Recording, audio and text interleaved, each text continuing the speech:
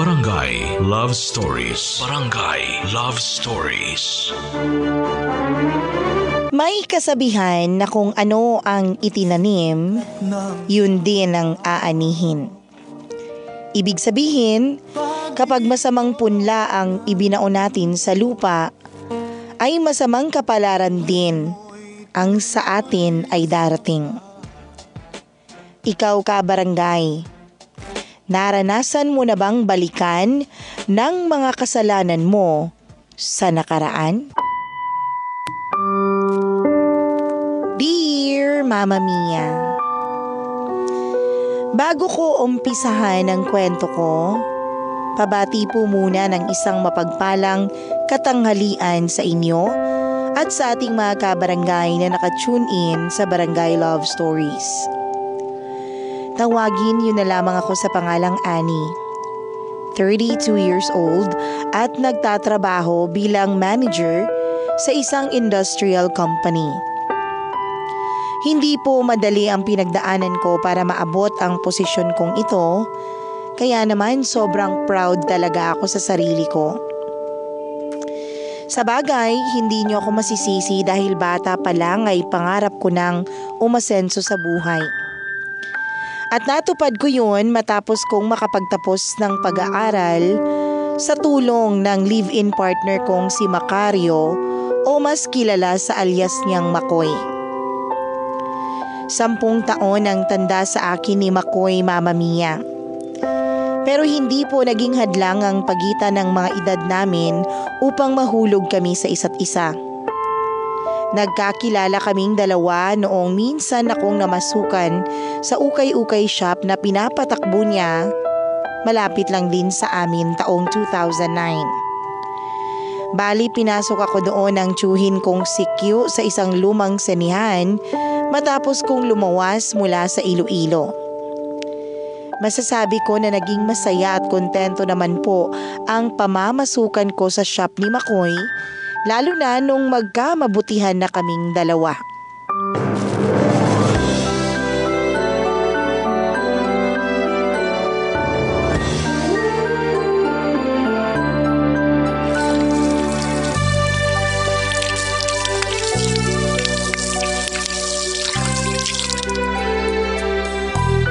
Darling, hindi ka pa ba tapos dyan? Patapos na. Nagbibihis lang. Oh, Makoy. Ano bang ginagawa mo dyan sa may tapat ng CR? Excuse me, uupo ako sa sofa. Magpapahid ako ng lotion. Ngayon na nakapaglinis ka na ng katawan, baka gusto mong masahihin kita, darling. Sa itsura mo, mukhang kailangan mo ng hard massage ko. Pagod na nga ako tapos masakit pa katawan ko. Baka lalo lang ako mapagod sa masahe mo. Thank you na lang. Pero sabi mo, masakit ang katawan mo. Gusto ko lang naman tumulong na tanggalin ang sakit ang katawan mo. Ayaw mo ba? Magaling naman ako magmasahe ah. Di ka ba nakikinig? Pagod ako. Gusto ko na lang gawin ay matulog. Grabe naman, Annie. Matutulog ka na kagad samantalang wala pa nga tayong 5 minuto nag-uusap. Pagdating mo, hindi mo pinansin yung niluto kong hapunan kasi sabi mo busog ka. Tapos dumiretso ka kagad sa CR para maglinis ng katawan. Ano ba kasing gusto mong palabasin? Pagod nga kasi ako kaya gusto ko nalang magpahinga. Mahirap bang intindihin yun?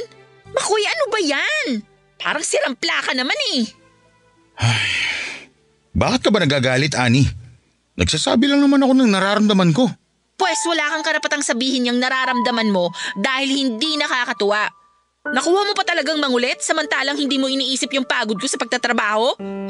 Sa bagay, ano bang alam mo sa feelings ko samantalang taong bahay ka lang naman? Sobra ka naman magsalita. Aba bakit? Totoo naman ang sinabi ko. Ako ang nagtatrabaho sa ating dalawa. Ikaw, dito ka lang sa apartment natin at panay panunod ng TV ang inaatupag mo. Sige nga, sino mas pagod sa atin? Ikaw ba? Darling, hindi lang naman yun ang ginagawa ko. Nagpaplansya rin naman ako ng mga damit mo. Ako rin ang naglalaban ng mga labahan natin. Nagluluto ako ng pagkain natin at naglilinis din itong apartment. Pagod din ako katulad mo. Kumpara naman sa trabaho ko, mas legit yung pagod ko, Makoy. Kaya huwag kang dumagdag, please lang. Bakit ba ang sungit mo? Eh bakit ba ang kulit mo? Ay, darling, hindi tayo nag-aaway dito. Nag-uusap lang tayo. Nag-uusap daw. Huwag ka kasing buisit. Tabi, Sige, matutulog na ako. Ani naman! Darling! Huwag ka naman ganyan sa akin oh. Naglalambing lang naman ako eh. Lambingin mo mukha mo. Wala ako sa mood makipagharutan sa'yo.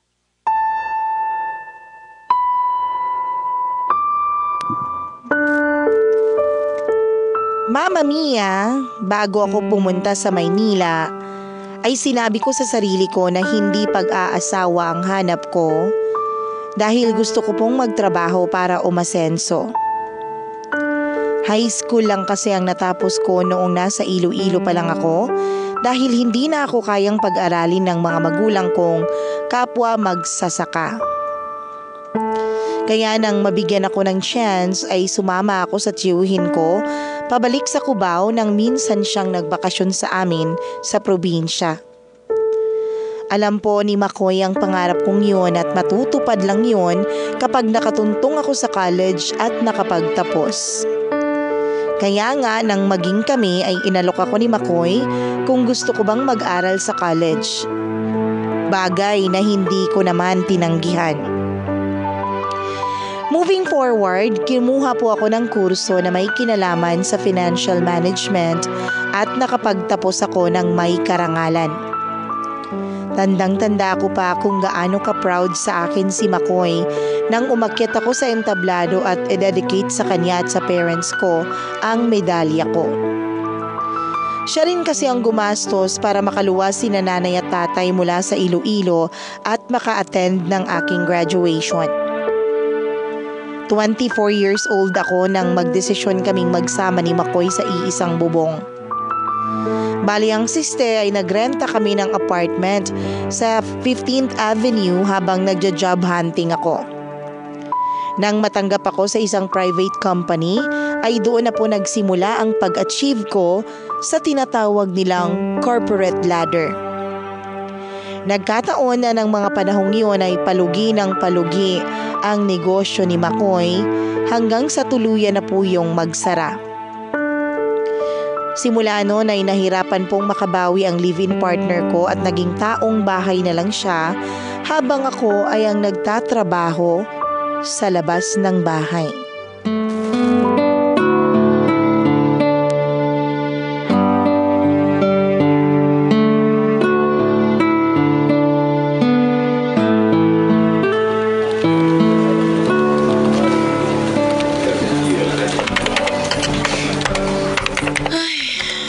Oh, Ani, dahan-dahan lang sa pagtatype. Kulang na lang mabutas yung keyboard eh. Pwede ba, Elton? Huwag kang manggulo dyan. Kita mo naman nagtatrabaho ako rito eh. Nakikita ko nga nagtatrabaho ka during break. Break na natin ah. Hindi ka ba nagugutom? Masyado ka namang masipag. Hindi ka naman pamamanahan ng may-ari ng kumpanyang to. Ano ba kasing problema mo? Wala akong problema, pero mukhang ikaw meron. Ay, paupo nga rito. Sabihin mo nga sa akin, ba't ganyan itsura mo? Problema na naman ba yan kay Makoy? Huwag mo nga mabanggit-banggit yung pangalan na yan, naiirita lang ako. Uy, iritable. So totoo nga, tungkol na naman kay Makoy ang kinagaganyan mo. Ano na naman bang ginawa niya kaya ka nayayamot ng ganyan? Wala siyang ginawa. Pero yun nga, nakakainis pa rin. Ay, ewan, ayoko na talagang makasama yung lalaking yun. Feeling ko hindi na rin nag-work yung relasyon namin lalo na ngayon na ako lang ang nagtatrabaho. Ayos ah, meron ka palang palamunin na binubuhay. Gets ko na kahit break nagtatrabaho ka kasi kailangan mong kumayod ng gusto dahil nga binubuhay mo si Makoy. Ewan ko si Elton ah, palibhasa ikaw pa chill-chill ka lang. Ito naman inaasar lang kita, masyado ka namang pikon. Ay, alam mo ang akin lang, kung ganyan na pala ang nararamdaman mo, bakit hindi mo na lang siya iwan? Marami namang iba dyan na deserving at kayang-kaya ka buhayin. Hindi ka pa masasakal. Alam mo, ang kapal din ang mukha niyang Makoy na yan eh, no? Wala nang ang trabaho, tapos ganyan ka pa kontratuhin. Kung pwede nga lang, hindi na ako umuwi sa amin kasi madadatnan ko na naman siya. Ay, pesting buhay talaga to. Dito na lang kaya ako matulog sa office. Para kang sira. May choice ka naman pero ayaw mo lang gawin. Ano ba kasing inaalala mo? Yung sasabihin ni Makoy? Alam mo, hindi mo kailangan mag-alala sa kung ano man ang sasabihin niya. Dahil karapatan mo magdesisyon kung sakaling gusto mo nang tapusin ang lahat sa inyo. Lalo na kapag ganyan, yung hindi ka na masaya. Ano pang silbi ng pagsasama nyo kung ganyan lang din naman ang mararamdaman mo, di ba? Kung ako yan, matagal ko nang iniwan yan si Makoy. Nasasabi mo lang yan kasi hindi ikaw ang nasa posisyon ko. Pag naranasan mo gaano kahirap ang sitwasyon ko, baka gustuhin mo na lang na magpasagasa sa EDSA. Ang OA nito. Masyado kang eksahirada. Tsaka hello, hindi ka masasagasaan sa EDSA. Bumper to bumper kaya ang traffic dun. Sabi nga, magbe-break na lang ako kaysa kausapin ka. Sakit mo sa bangs kahit wala naman akong bangs. Nakuha mo pang humirit ha. Bahala ka sa buhay mo.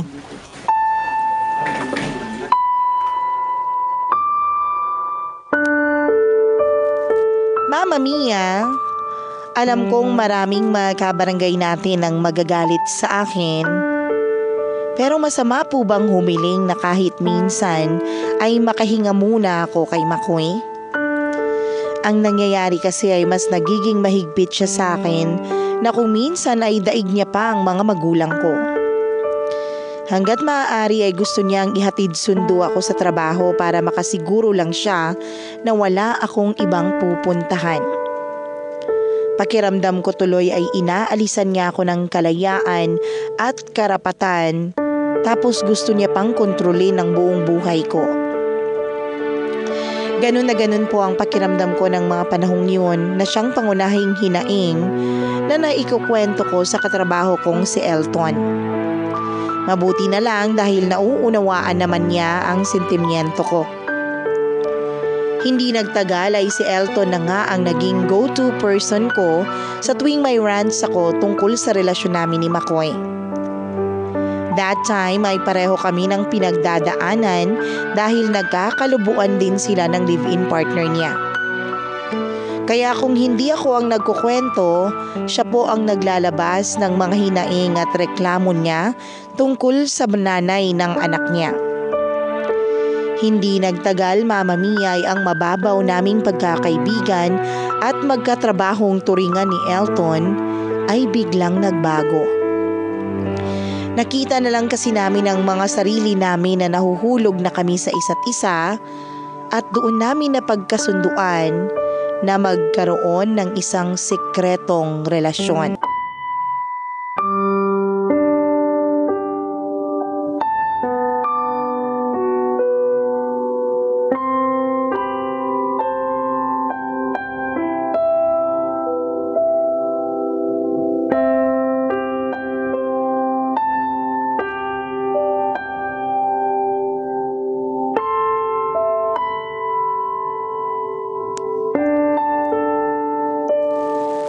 Mama Mia, nagpatuloy nga ang patago naming ugnayan ni Elton habang magkarelasyon pa kami ni Makoy at nagsasama sa iisang bubong.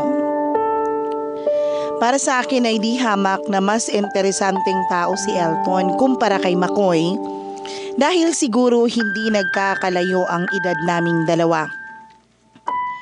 Kumbaga pareho kami ni Elton ng mga trip at hilig sa buhay.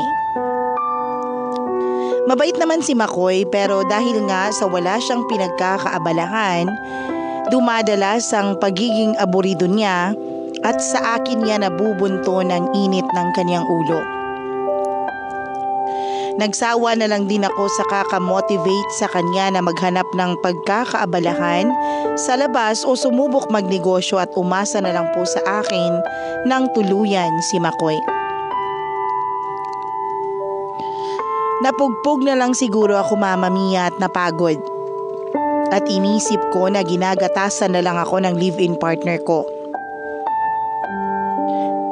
Sakto na nung mga panahon na yun ay assistant manager na ako sa opisina namin. Mabuti na lang talaga dahil nandyan si Elton na handang dumamay sa akin ng mga panahong yun. Sabihin niyo na pong malandi akong babae pero masisisi niyo ba ako kung mawalan ako ng gana kay Makoy habang natcha-challenge naman ako kay Elton? That time ay sobrang thrilling kasi ng secret relationship namin, lalo at pareho pa kaming committed dalawa.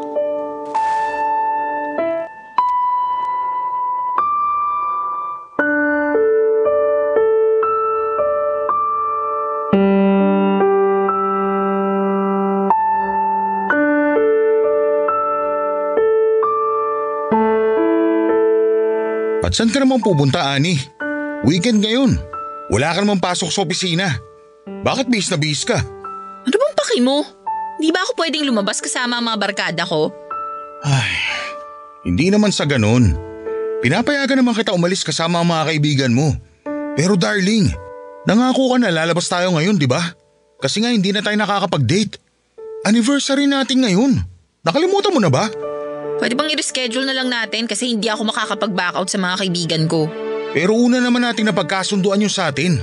Kaya bakit silang uunahin mo? Pagtatalunan pa ba natin to, Makoy? Lagi naman tayong magkasama rito sa apartment. Sila minsan ko lang nakakasama tas ganyan pa ang attitude mo. Nakakawalang gana ka na talaga. Daig mo pa ang bata kung magmaktol. Masisisi mo ba ako? Napapansin ko kasi wala ka ng oras sa akin at sa relasyon natin. Masama ba na humingi ako ng konting atensyon sa'yo? Sino ba sa amin ng mga kaibigan mong priority mo? Baka nakakalimutan mo. Na ano? Na ikaw ang nagpaaral sa akin? Na ginastusan mo ko? Kaya ako nakapagtapos at napunta sa posisyon ko ngayon sa opisina namin? Makoy, para sabihin ko sa'yo, pinaghirapan ko lahat ng meron ako. Oo, tinulungan mo nga ako. Pero hindi ko naman hiningi yun sa'yo. Kusa mo yung binigay sa akin kaya wala kang dapat isumbat. Darling, hindi naman sa sinusumbatan kita. Pero sana intindihin mo rin. Hindi ko na alam kung ano pang dapat kong intindihin kasi nabobobo na ako sa'yo. Saka mo nga ako madarling-darling, naiirita ako sa pagmumukha mo.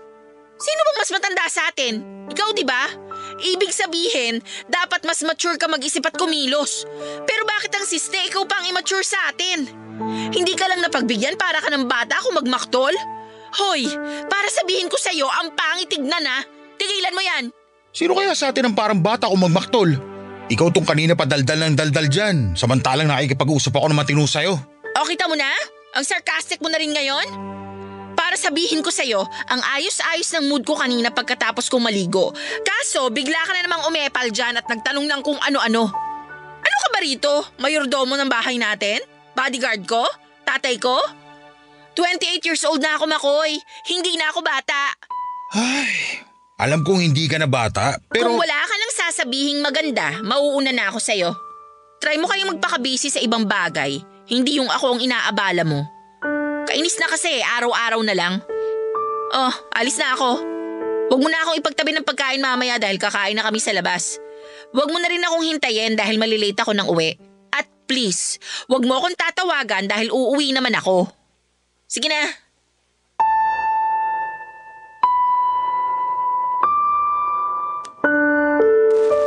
Mama Mia, yung irita ko kay Makoy ay mas lalo lang pong nadadagdagan matapos ng matinding away at sumbata namin yon.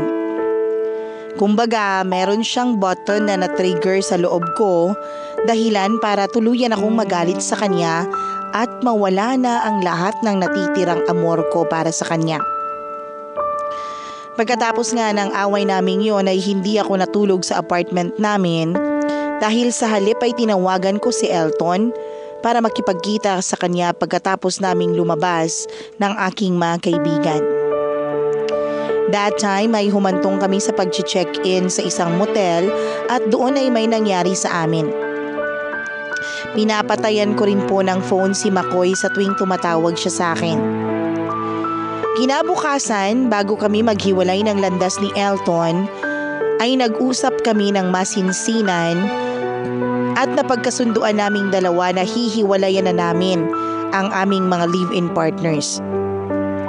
Hindi na rin kasi talaga okay ang relasyon nila katulad namin ni Makoy at suyang-suya na rin si Elton sa kinakasama niya. Sabi niya sa akin ay susuportahan na lang daw niya ang anak nila tapos ay magsasama na raw kaming dalawa. Kaya nga inihanda ko na ang sarili ko ng araw na yun bago ako umuwi sa apartment namin ni Makoy. At kausapin siya tungkol sa plano kong pakikipaghiwalay.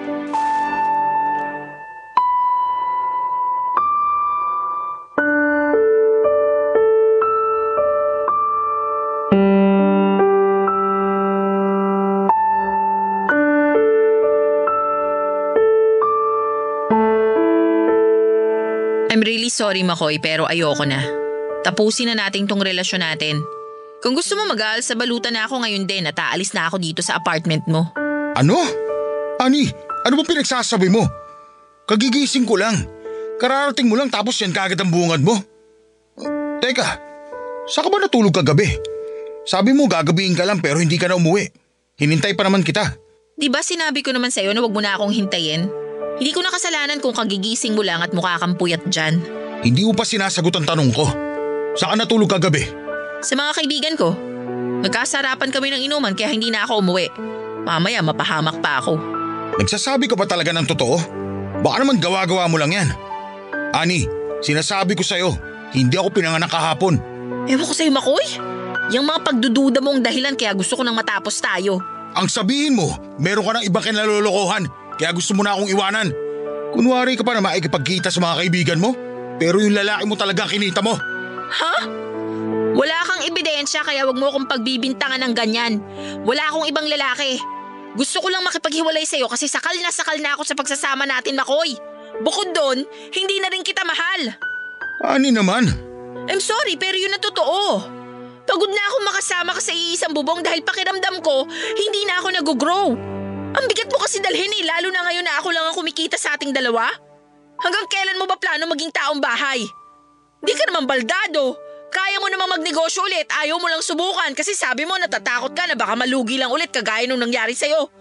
Ayaw mo rin magtrabaho. Ibig bang sabihin, hanggang pagtanda natin kargo kita? Ayoko ng ganong buhay, Makoy. Ayoko magkandakuba kakatrabaho para lang sa'yo. Pero hindi naman ako pabigat, di ba? Oo, wala pa akong trabaho. Pero sinusubukan ko naman mag-apply, Ani. Kailangan ko lang ng time para makabangon ulit. Isa pa, hindi naman ako tamad ah. Ako naman ang gumagawa ng mga gawaing bahay. Para pag uwi mo, kakain at matutulog ka na lang. Kung tutusin, buhay senyorita ka nga eh. Tapos sasabihin mo nabibigatan kang kasama ko. Parang hindi naman yata patas yun. Kahit na ano pang sabihin mo, iiwanan pa rin kita, Makoy. Buo na ang desisyon ko. Saka hayaan mo na lang ako dahil mas marami pang magagandang bagay na pwedeng mangyari sa akin sa labas. Kaysa dito sa bahay mo at kasama ka. Bata pa naman ako. Hindi lang sa'yo umiikot ang mundo ko. Hindi na ba talaga magbabago ang desisyon mo, Ani? Ganyan mo na lang ba kadaling tatapusin ang lahat sa atin? Ganun mo na lang ako kabilis itatapon? Huwag mo ko umpisang dramahan dahil lalo lang ako naiinis sa'yo. Pero oo ang sagot ko sa tanong mo. Kaya kung wala ka nang sasabihin, mag-e-empake na ako ng mga damit at gamit ko.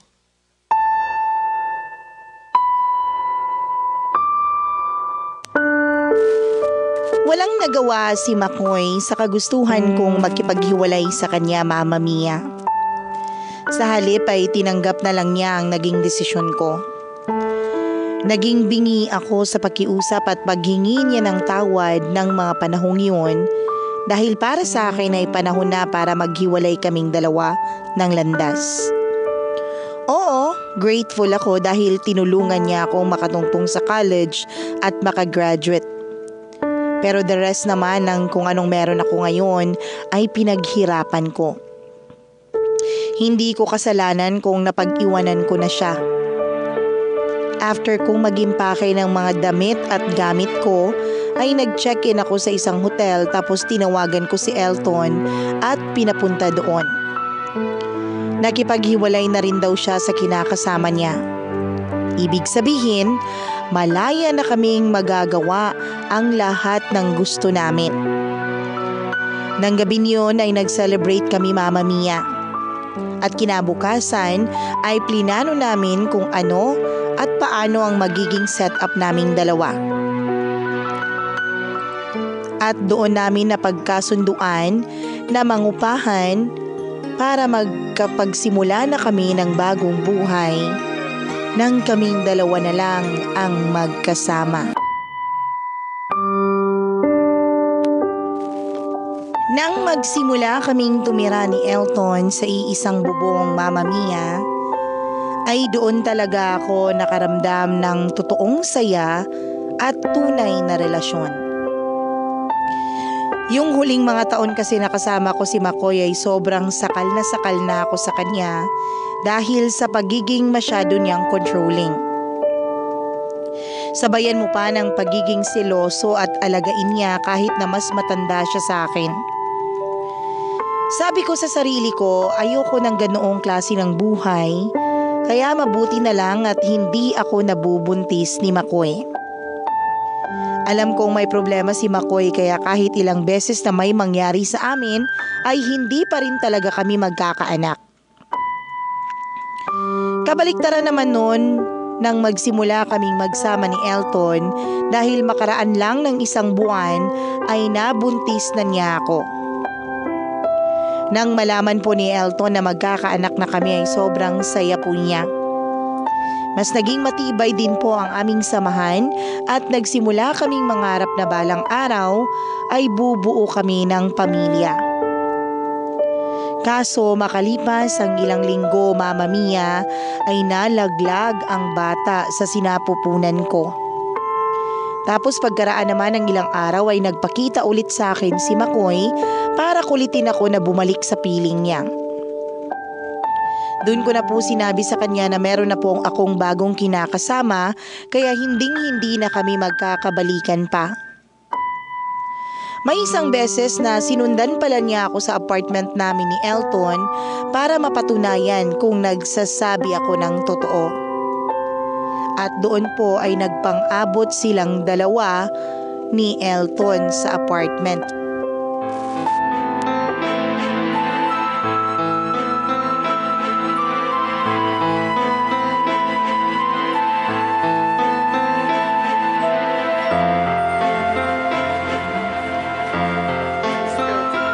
Sabi mo nung nakipag-iwalay ka sa akin, Ani, wala kang ibang lalaki. Tapos ngayon may kinakasama ka na? Yung totoo, siya bang pinalit mo sa akin? Ano ba kasing ginagawa mo rito, Makoy? Bakit mo ako sinundan?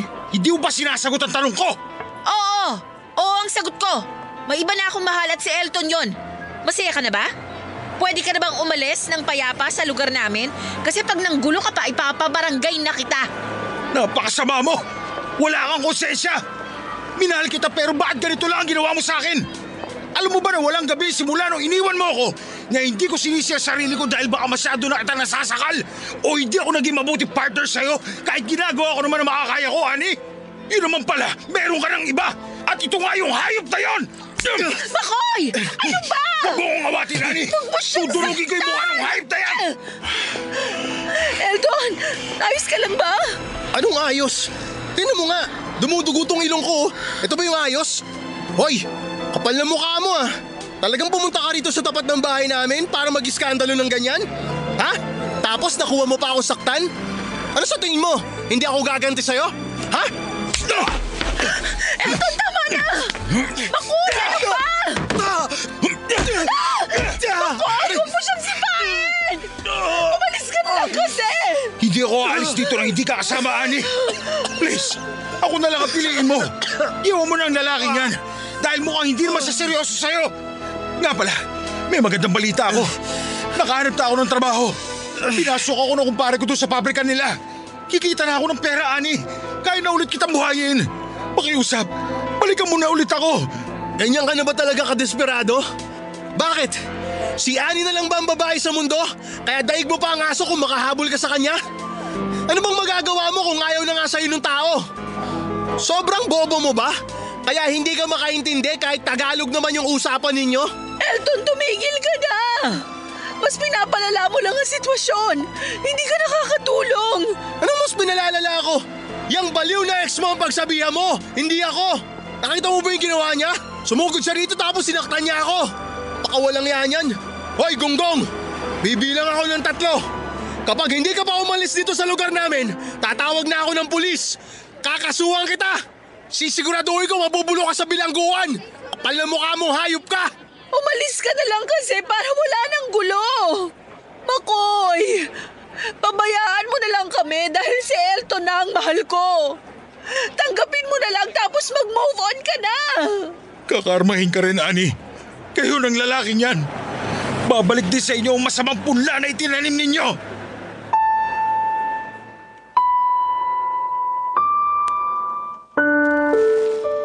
Dahil sa nangyari ay nagkaroon ako ng trauma, Mama Mia. Na baka isang araw ay manggulo ulit si Makoy sa buhay namin ni Elton. Bukod doon ay hindi pa rin ako nakaka-get over sa biglaang pagkawala ng anak namin ni Elton. Kaya naapektuhan po noon ang relasyon naming dalawa. Naging sensitive ako sa mga nangyayari tapos madalas din akong magtampo sa kinakasama ko dahil nakikita kong wala siyang pakialam sa nararamdaman ko. Kumbaga nawala ang anak namin. Wala na kaming magagawa kaya kailangan na lang namin yung tanggapin tapos mag-move on na. Naiintindihan ko na kaya siya ganun mag-isip ay dahil hindi nga siya nang hinayang na iwanan ang mga anak niya sa dati niyang kinakasama. Yun po ang rason kung bakit naipon po yung pagdaramdam at mga hinanakit ko kay Elton. Dahil doon, nabawasan ang pagiging affectionate ko sa kanya na naging ugat ng mga pag-aaway naming dalawa. Hanggang isang beses ay nalaman ko na lang na may iba na siyang kinalolokohang babae na taga-opisina pa talaga namin. At ang katwiran ko nun niya ay dahil nanlalamig na ako sa kanya at sa relasyon naming dalawa.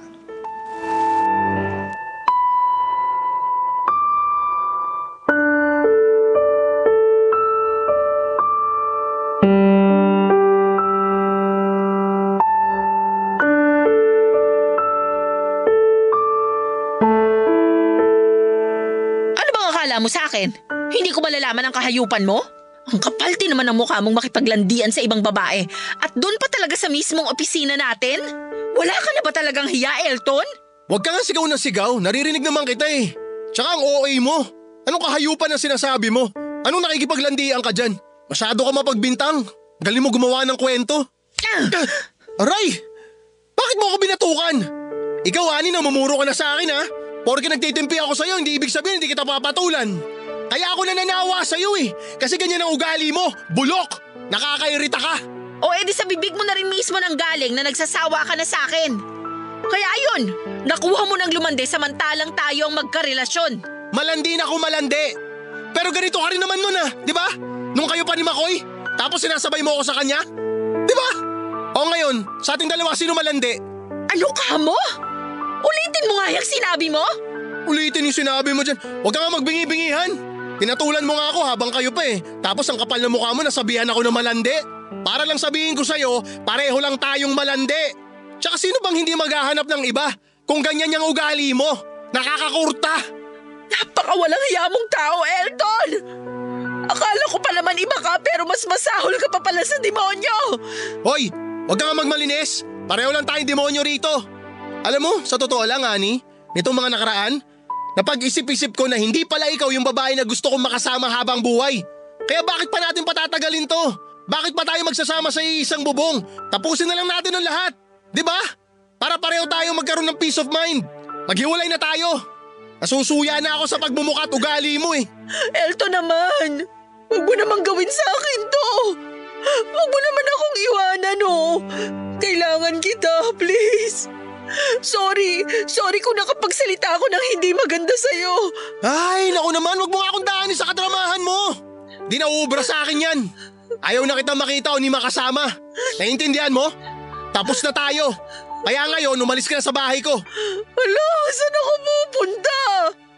Elton naman. Hindi ko alam kung saan ka pupunta at wala akong pakialam. Kaya mo na sarili mo, malaki ka na. Tsaka akin tong apartment, di ba? Ako nagbabayad ng lahat dito, baka nakakalimutan mo. Kaya ikaw, maghanap-hanap ka na ng sarili mong titirhan. Wala kang puwang dito. Wala kang lugar dito kahit maglupasay ka pa. Kahit umiyak ka pa ng dugo. Wala akong pake. Ang arte-arte mo. Tsakan ko pa yung mukha mo eh. Malis ka na!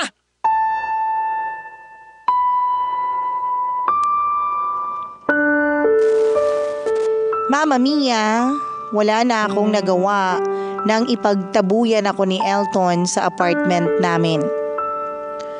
Umay na raw siya sa akin at halata namang ayaw na niya akong makasama. Nang mga panahong yun ay wala akong matakbuhan o ni malapitan, kaya naisipan kong tawagan si Makoy.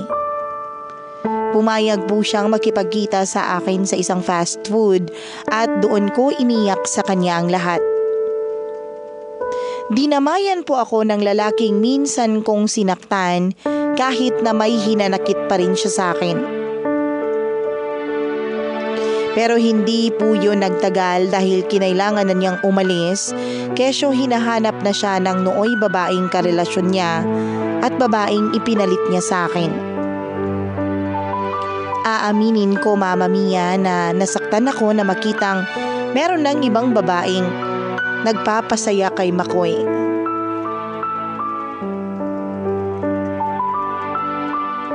Pero alam ko na hindi ko po deserve ang katulad niya. Kaya matapos nga naming mag-usap at makasiguro siya na kaya ko na ang sarili ko, ay tuluyan na niya po akong iniwanan. Nang mga panahong yun ay nakituloy ako sa bahay ng kaibigan kong babae. Ilang araw din ako nagstay sa kanila bago ako nag-decide na mag-resign sa kumpanya kung saan pareho kaming nagtatrabaho ni Elton. Hindi ko po kasi talaga kayang makita at makasama pa siya pagkatapos ng lahat. Nag-apply ako ng ibang trabaho hanggang sa makapasok ako. At dito na rin po ako nanirahan, Mama Mia. Lagi kong sinasabi sa sarili ko na kung maibabalik ko lang ang nakaraan, ay hinding-hindi ko sasaktan yung nag-iisang tao na nagmahal at nag-alaga sa akin ng totoo. Kaso alam kong hindi na mauulit ang kahapon. At wala akong ibang magagawa kung hindi tanggapin na lang ang katotohanan at pilitin ang sarili kong mag-move on. Alam ko na marami sa ating mga kabarangay ang nagsasabi na tama lang at kinarma ako dahil sa mga ginawa ko kay Makoy. Tanggap ko po yun, Mama Mia. Kaya nga pilit akong nagbabagong buhay ngayon at mas pinag-iisipan ko na ng husto ang mga desisyon ko sa buhay para hindi na ako magkamali pa. Subok ko na kasi at napatunayan ko na kapag masama ang punla na ating itinanim, ay masamang bunga rin ang ating aanihin. Sana kahit paano ay meron kayong natutunan sa karanasan ko, Mama Mia. Maraming salamat po kung sakaling mabigyan nyo ng pagkakataon na may ere sa inyong programa itong kwento ko. Ang inyong forever kapuso at forever kabarangay, Annie.